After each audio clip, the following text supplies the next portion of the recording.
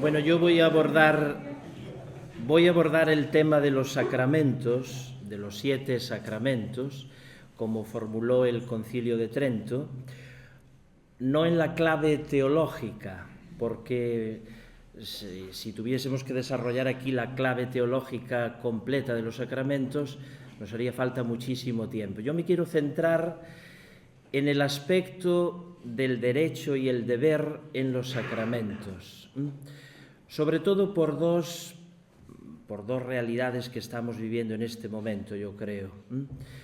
La primera, que es dentro de la Iglesia, dentro de la comunidad cristiana, como un cierto error en la vivencia de los sacramentos. Incluso un error en la celebración de los sacramentos. Hay un problema emergente que a lo mejor no se quiere afrontar ni ver, pero grave. Por tanto, hay como una deformación en la vida del católico de los sacramentos. Este es un problema que necesitamos abordar. Y después hay el otro problema, que es el desconocimiento de los sacramentos. Primero en las personas que pues no los han recibido. Aunque haya una herencia católica en Europa en este momento, aunque la mayor parte de las familias hayan recibido sacramentos, lógicamente se ve una disminución grave también en la recepción de los sacramentos, concretamente los de la iniciación. Esto no se debe nada más y nada menos a el abandono que ha habido por parte también de los católicos de la transmisión de la vivencia sacramental. Hay otro riesgo, que es el de la folclorización de los sacramentos. Todos somos conscientes que hay sacramentos, concretamente los de la iniciación cristiana, incluso el matrimonio, folclorizados. Se cae, digamos, en la celebración externa, pero hay un abandono después de la vida que conlleva el sacramento. No es extraño oír a gente bautizada decir que es atea, por ejemplo, o a gente que contrae matrimonio, que esto ya sería otro tema profundo, a gente que contrae matrimonio, yo creo que por falta de formación y de vivencia, que en sí mismo contradice los postulados básicos para que haya matrimonio. Y pongamos un largo etcétera. Después también yo creo que hay otro problema en esto, que es una crisis de los años 60, concretamente a partir de la Revolución del Mayo del 68, que ha influido en el posconcilio Vaticano II, que es algo propio del derecho canónico, que es la total ruptura que hay entre lo jurídico y lo espiritual, entre la Iglesia, digamos, organizada y la Iglesia que transmite el amor de Dios. Hay como una ruptura ahí. Hay un alejamiento y una desvirtuación del concepto del derecho en la Iglesia grave también, grave, que ha llevado y lleva, lógicamente, a interpretaciones, algunas de ellas que hemos visto ya en las anteriores conferencias, y que se nota clarísimamente en la vivencia de los sacramentos. Yo voy a partir ahora, a modo de una introducción breve, de algo que es propio de la tradición cristiana. Cito a San Vicente de Lérins, que es padre de la Iglesia. San Vicente de Lérins, sabéis que vive en torno al año 400, todavía está la Iglesia, el imperio, oriental y occidental. Es un gran defensor de la fe vivida como se ha vivido desde los orígenes. Por eso incluso hay como una cierta batalla con San Agustín en ciertos conceptos que introduce pues San Agustín, que es una batalla que, bueno, habría que reflexionar más sobre ella, no vamos a entrar en ella. Pero San Vicente dice: solo y todo cuanto fue creído siempre, por todos y en todas partes. Esto hace referencia a algo propio que va en los sacramentos, con respecto a cierta innovación que se desea. Digamos que ese desprecio hacia lo jurídico hace crear una necesidad de que haya novedad continua en el culto, en la actualización de los sacramentos. De hecho, esto es un problema también planteado hoy en día por la Iglesia actualmente. Actualizar ciertos postulados para que se pueda vivir los sacramentos. Hablemos, por ejemplo, del matrimonio, o hablemos incluso del ministerio sacerdotal. En algunos aspectos se pide actualización para que puedan ser vividos esos sacramentos. Choca eso con lo que es la petición de San Vicente de Lérins, que sea todo aceptado para ser creído. Ahí hay algo precioso de la fe, que es que se recibe como don gratuito y se acepta, no se interpreta solamente. Eso es, digamos que, una posterior acción. Hay como la aceptación total, ciega, en el sentido positivo de la palabra, lógicamente. Y eso hace que no se quiera innovar, sino que se crea, que es más profundo. Aquí innovar corresponde, lógicamente, a una acción humana propia de, bueno, pues de ir cambiando ciertos aspectos. Creer hace referencia a lo profundo de los sacramentos. Bueno, San Vicente lo dice esto en una obra que llama Con Monitorium, en la que, bueno, pues ofrece reglas para que se viva, digamos, la fe como desde los orígenes ha sido planteada. Recordemos que los sacramentos son de institución divina, todos, no son inventos humanos. Están impresos en la voluntad divina, se fundamentan en la Sagrada Escritura, todos, y se interpretan a lo largo de los siglos con el magisterio de la Iglesia, primero con los santos padres, y con la vivencia perpetua de ellos. Por tanto, ahí hace referencia sobre todo a que lo que se introduce no es cambios, que es lo que ha hecho el luteranismo, por ejemplo. Sin duda alguna que cierta crisis que tenemos en los sacramentos es por una influencia luterana en la visión de los sacramentos que ha infiltrado el pensamiento de la teología. Claro, la teología ha hecho un discernimiento posconciliar muy grande en torno a los sacramentos. Por eso, en el pontificado de Juan Pablo II, se llevó a cabo la gran obra del Catecismo de la Iglesia Católica. Yo invito a que el que desee profundizar en el conocimiento de los sacramentos vaya al Catecismo. Primero porque ese Catecismo es herencia del Catecismo Romano de Trento, donde hay como una digamos, formulación clara de lo que es toda la sacramentalidad. El Concilio Vaticano II desarrollará, digamos que, el tema de los sacramentos nacidos del gran sacramento que es la Iglesia. Aquí hay una oportunidad muy buena, y aquí hago como un cierto, como una cierta llamada a la conversión de todos, que es muy necesaria, porque la conversión al final nos lleva a la verdad. Entonces, lo que el concilio trata de ver en la Iglesia es que es madre y maestra, lógicamente, pero que en ella es donde se encuentra la totalidad de la verdad, y se expresa la totalidad de la verdad en los sacramentos.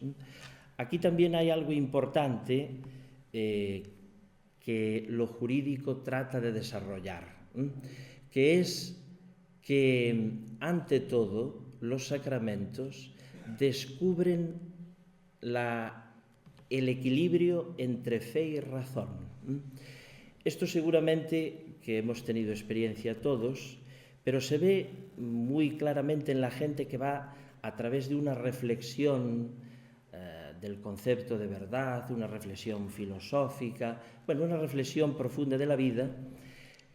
Inmediatamente esa reflexión y esa búsqueda le lleva no a quedarse en la idea de Dios, sino en la praxis sacramental. Por eso el converso, el que ha descubierto la fe, tiene una práctica sacramental fuerte.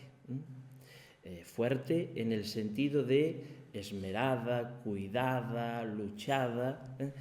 Pensemos, por ejemplo, en sacramentos como el de la penitencia, que es el que obra realmente la conversión. Pensemos en el sacramento del bautismo, que ha abierto la puerta, digamos, a la vivencia de la fe y al compromiso de la fe. Digamos, el sacramento de la confirmación, que introduce la fortaleza de la fe y el deseo de la defensa de la fe ante los ataques que pueda haber, ante las debilidades, ante los errores. Bueno, en definitiva, eso sería a modo de que veamos la necesidad de los sacramentos para una auténtica vida cristiana.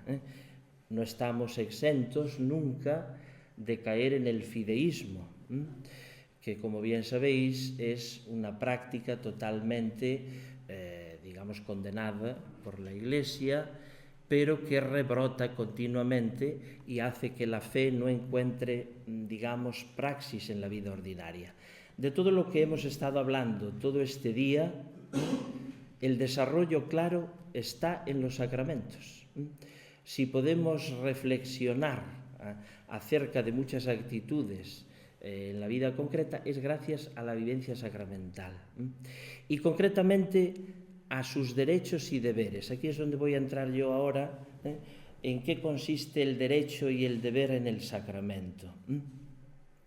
Digamos que, como bien sabéis, el Código de Derecho Canónico que tenemos actualmente es fruto de la reflexión del Concilio Vaticano II.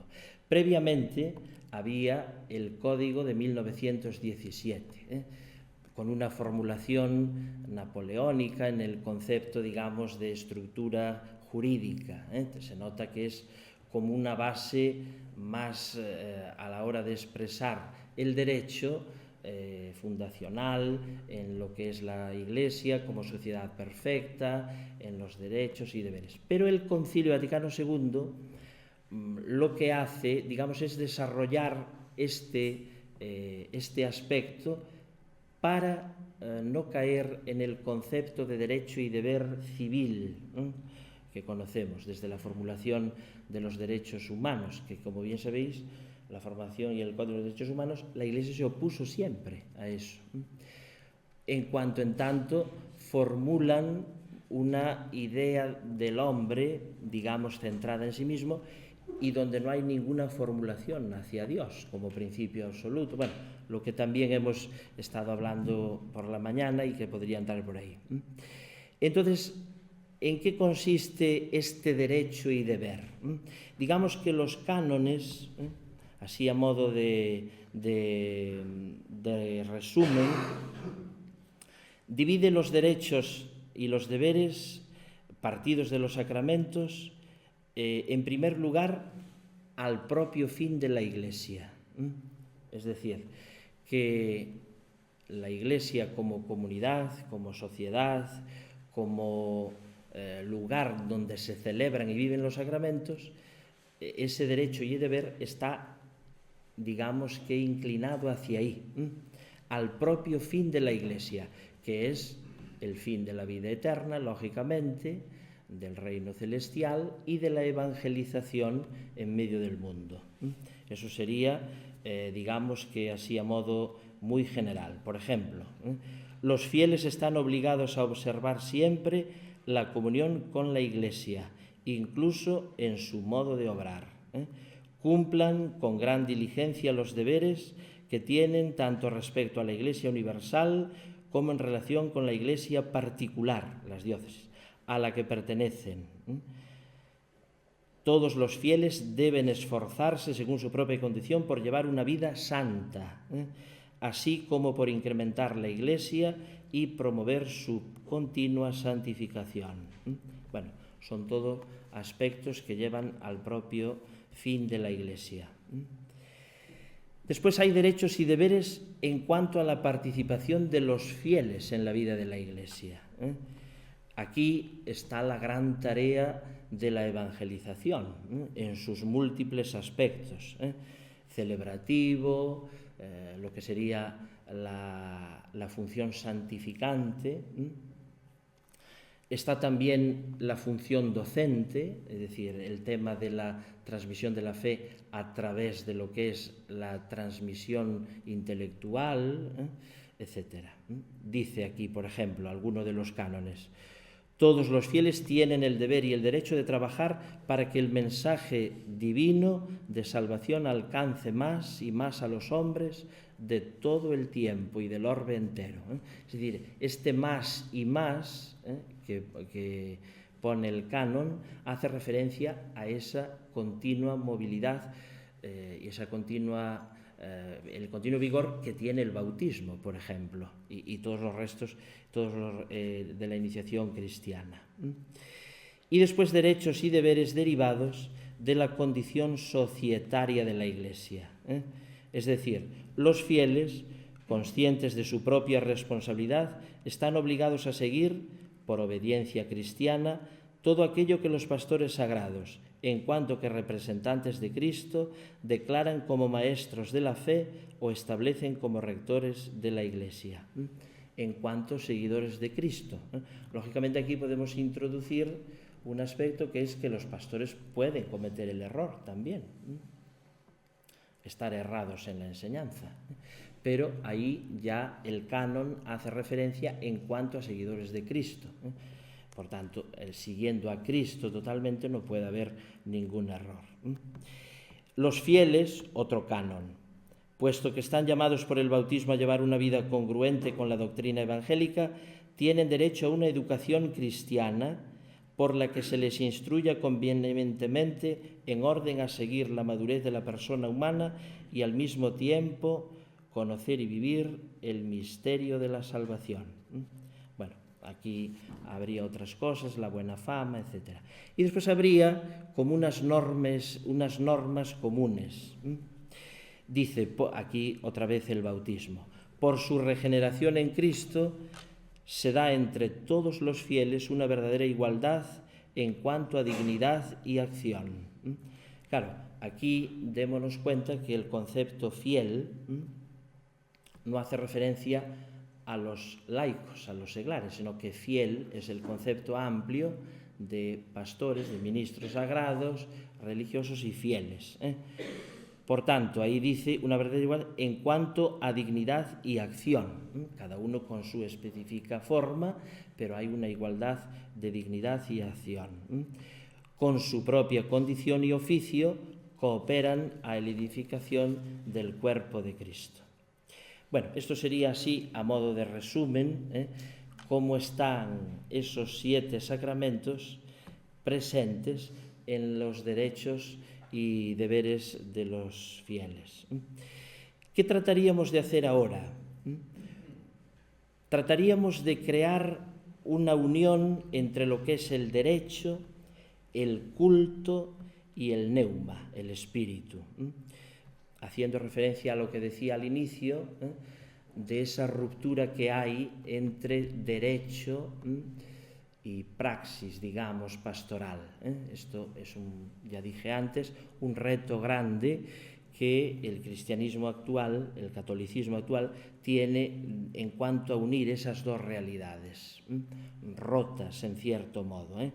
Y todavía ahora, si os dais cuenta, conceptos como misericordia, conceptos como caridad, muchas veces se contraponen a conceptos como exigencia y a conceptos como, digamos, jurisdicción o aspecto jurídico.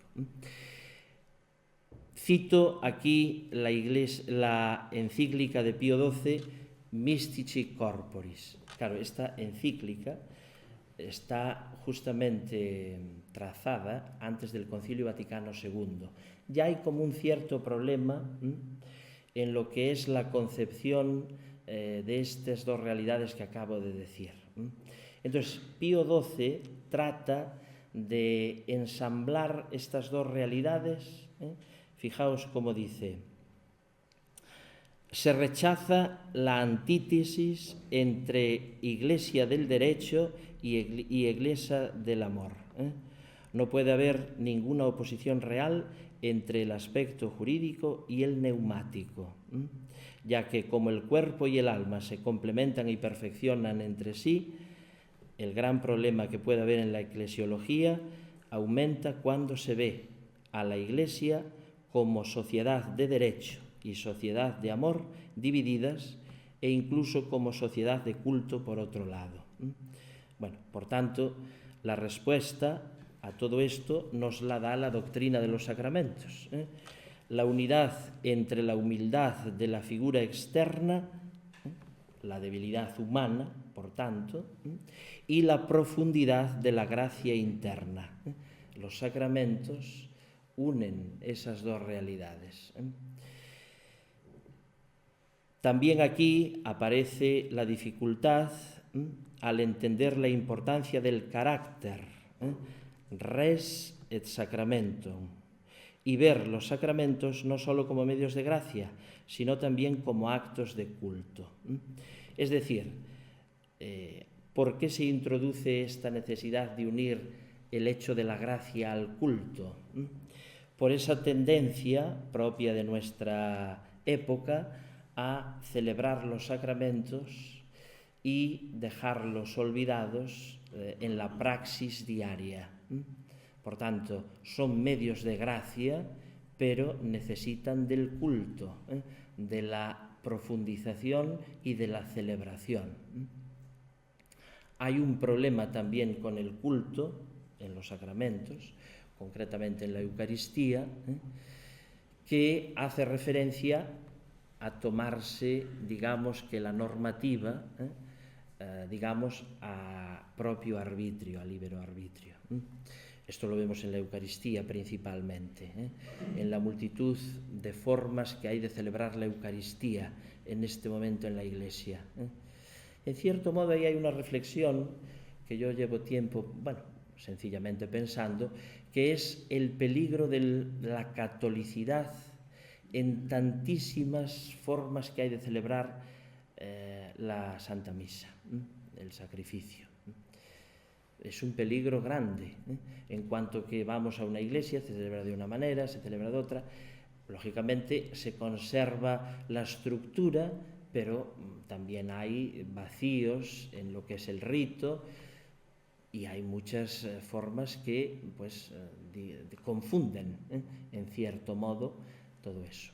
No digamos también en el sacramento de la penitencia, porque en el sacramento de la penitencia, lo que es la parte cultual, se celebra también muy erróneamente. Primero porque, tal y como está establecido el culto en el sacramento de la penitencia, hay un desarrollo que no consiste solamente en el hecho de la confesión, que es una parte de la totalidad del rito, y que muchas veces queda relegada simplemente al propio hecho de la confesión, olvidando lo que es la proclamación, incluso en el modo personal, de la palabra de Dios, y de todos los siguientes caminos y de todas las siguientes partes del culto del sacramento de la confesión.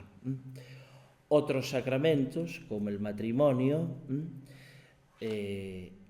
están también realmente en una ruptura en muchas circunstancias entre lo que es la gracia que transmite el sacramento, pero el culto de ellos. Es decir, el modo en que se celebran muchos matrimonios, añadiendo cosas externas que significativamente a la vista son bonitas, pero insustanciales y sin significado ninguno, digamos que dejando a un lado la riqueza que posee toda la estructura del culto sacramental del matrimonio. Bueno, ahí podríamos profundizar, digamos, en estas cosas que son, yo creo que, muy importantes. También aparece aquí lo que, digamos, Santo Tomás de Aquino hace referencia a la acción, por tanto, al efecto de la causa principal del sacramento y del instrumento del sacramento. Es decir, que la unidad vivida entre lo jurídico, el culto y el neuma hace referencia a que la acción se vive, lógicamente, en consonancia con lo que es el sacramento, que es la configuración con Cristo. Aquí también habría que desarrollar el tema de las relaciones entre la operación visible de la Iglesia, la operación sacerdotal de Cristo y la del Espíritu Santo. Es decir, esos tres aspectos unidos y bien fundamentados. Esos derechos y deberes de los sacramentos, ¿a qué nos llevan? Bueno, pues lleva lógicamente al aspecto social. El sacramento como acto jurídico se desarrolla en la profundidad social, lógicamente. Dice, si se ha pensado sobre este aspecto social tan solo fijándose en la gracia o en el culto, olvidando el elemento jurídico, hay como un defecto. ¿A qué hace referencia esto? Hace referencia al cumplimiento de la norma en la exigencia de los sacramentos. Esto también es algo que vemos pues actualmente en cierta gravedad y en cierta situación. La, digamos, mutilación que se hace del aspecto jurídico, por tanto, de las exigencias de los sacramentos. Pensemos, por ejemplo, en el bautismo, en lo que es la disposición que se pone para los padrinos. La completa, digamos, anulación del aspecto jurídico de esto. Grave, porque al final el papel del padrino no solamente queda relegado a algo decorativo, sino que la propia vivencia del bautizado hará de ese padrino algo insustancial en la vida. Pues si me enfado con él, pues ya no le, etcétera. Mientras que si se sigue la exigencia que marca lo jurídico ahí, pues hay realmente un descubrimiento de la figura del padrino. Pongamos, por ejemplo, las exigencias también de los propios padres en el bautismo. A esa pregunta, ¿estáis dispuestos a educar a vuestro hijo en la fe cristiana? Se dice a veces de una manera superficial sí, con algo que es el desconocimiento de lo que es la vivencia cristiana.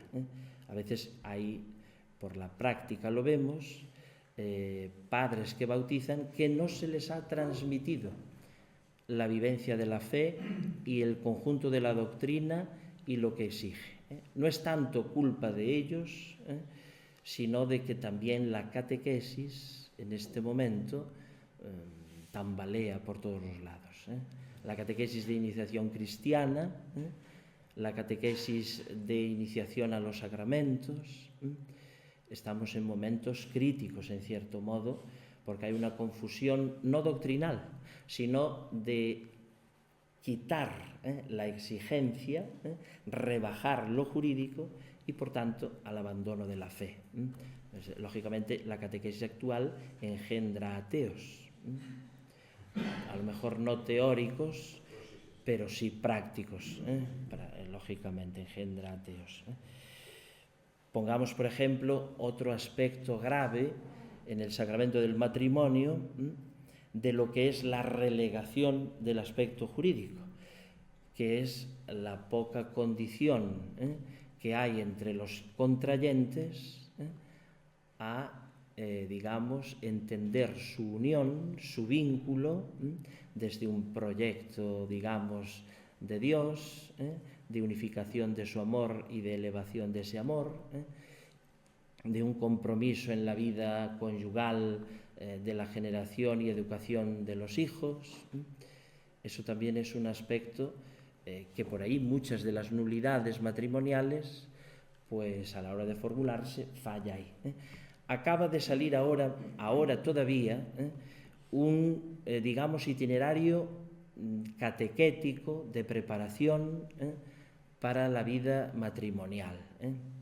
Claro, aquí hay un problema jurídico, canónico, que es que el matrimonio, esto lo ha introducido Benedicto XVI en las alocuciones a la Rota Romana.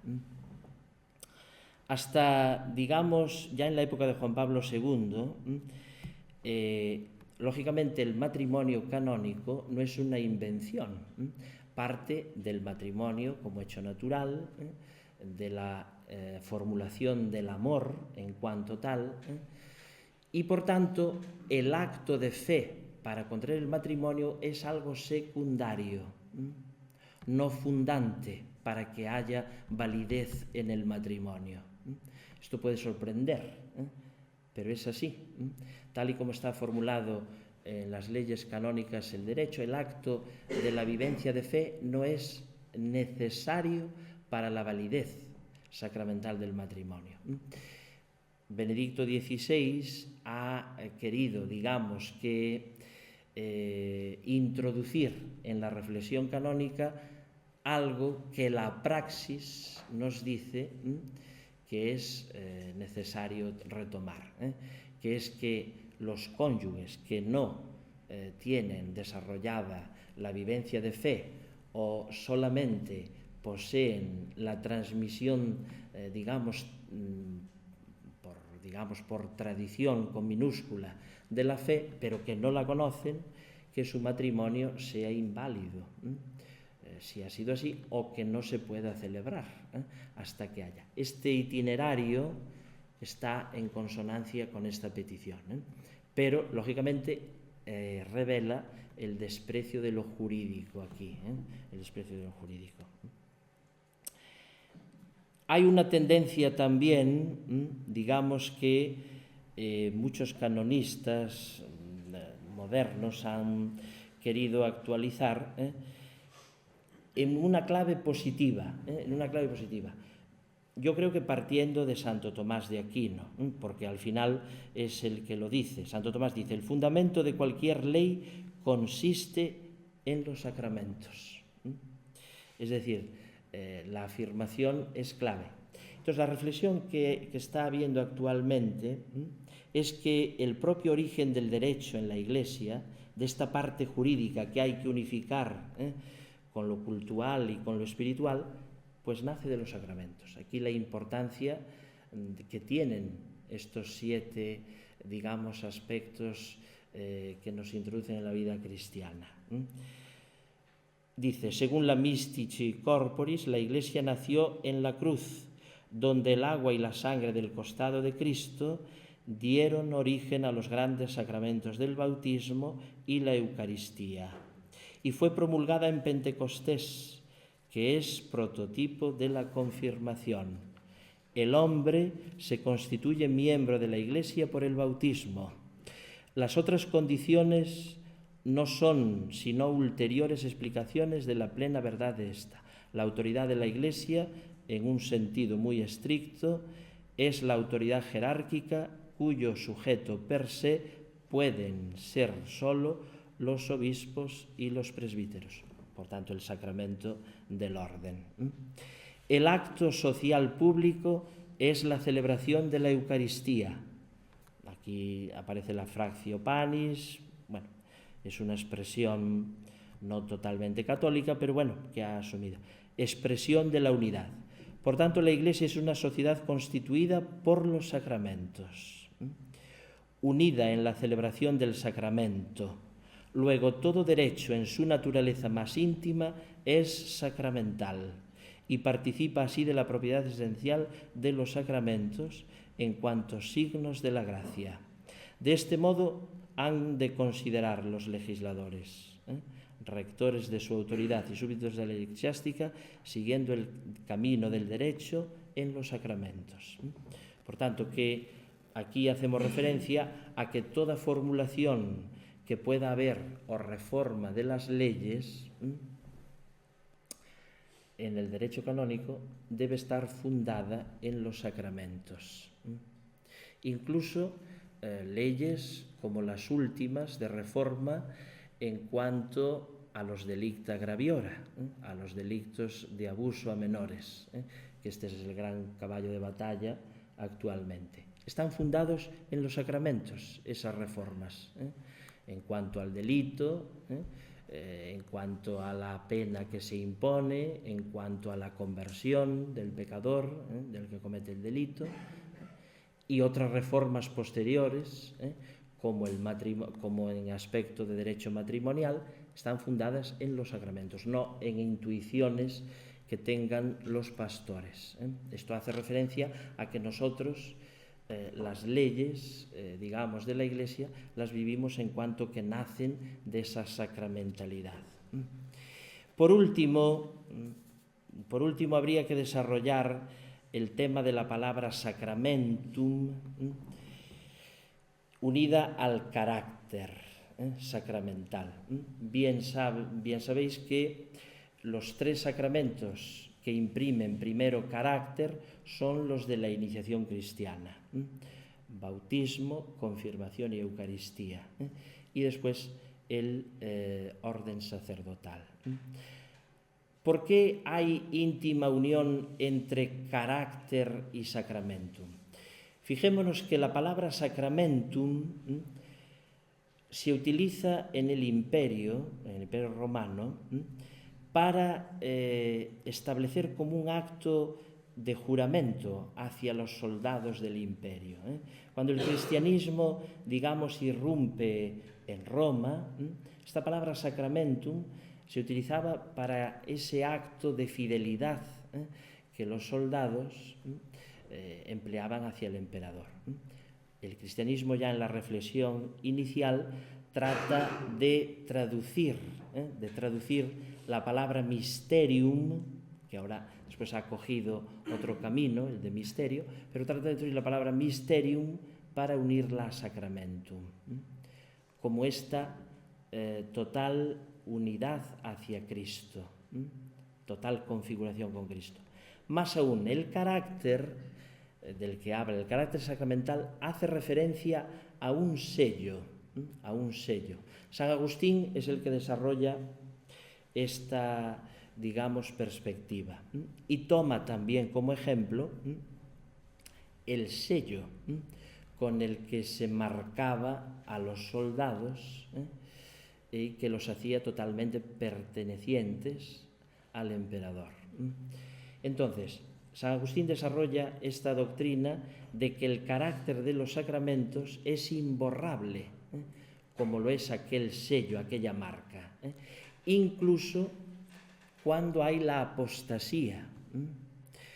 Sabemos también que San Agustín desarrolla la doctrina del pecado original, es la doctrina del pecado original de la cual participamos en el bautismo, es desarrollada por San Agustín. Pero la del sello, que nos marca y nos da ese carácter, es todavía más profunda, porque del mismo modo, pone él el ejemplo, sencillo, pero para que se vea, digamos, lo que significa esa imprimación de la gracia divina en nuestras vidas. El soldado, aunque por un acto de cobardía haya desertado, si quiere volver a las filas del ejército, es admitido porque está sellado, pertenece.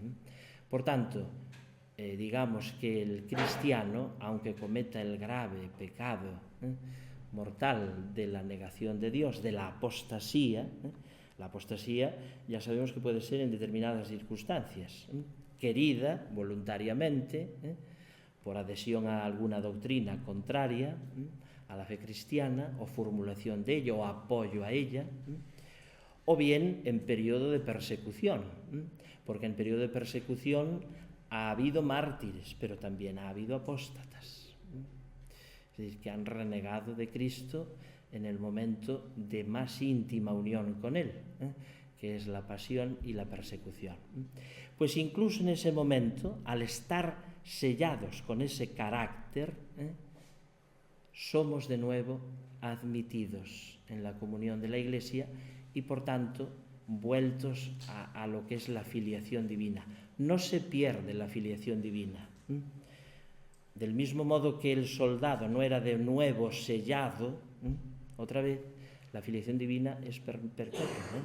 Entonces, justamente hace referencia a que incluso en esos momentos, a través de la conversión, a través de la formulación del arrepentimiento y de la evidencia, se vuelve a formar parte de la Iglesia.